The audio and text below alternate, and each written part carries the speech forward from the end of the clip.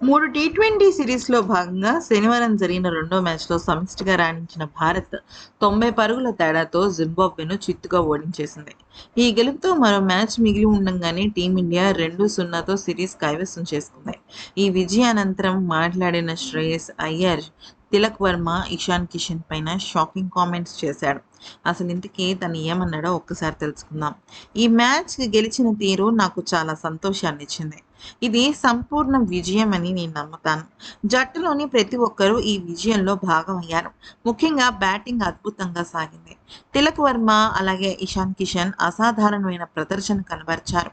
ఈ ఇద్దరు ఆడిన కొన్ని షాట్లయితే నాకు పిచ్చెక్కిపోయింది. ఆ షాట్స్ నాకు కనువిందు చేశాయి. నిజానికి నేను వాళ్ళకి మ్యాచ్ బరిలోకి దిగే ముందు 180 నుంచి 200 మధ్యలో మనం స్కోర్ చేయాలి ఖచ్చితంగా. అంతకు మించి నేను ఎక్స్‌పెక్ట్ చేయడం లేదు.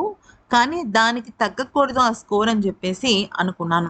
ఎందుకనంటే పిచ్‌ని గమనించినా, లేకపోతే బౌలర్‌ల ఒక బిహేవియర్ గమనించినా కూడా 180-200 మ్యాక్స్ అని అనుకున్నాను.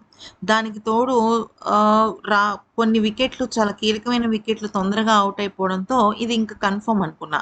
కానీ వాళ్ళు ఏకంగా 220 పరుగులు చేసి మైదానంలోనే నా నోరు మూయించేశారు. ఇది మా విజయానికి మరింత హ్యాపీనెస్‌ని తీసుకొచ్చింది. తిలక్, ఇషాన్ నుంచి ఇంత అద్భుతమైన భాగస్వామ్యం లభించటం మాకు అదృష్టం.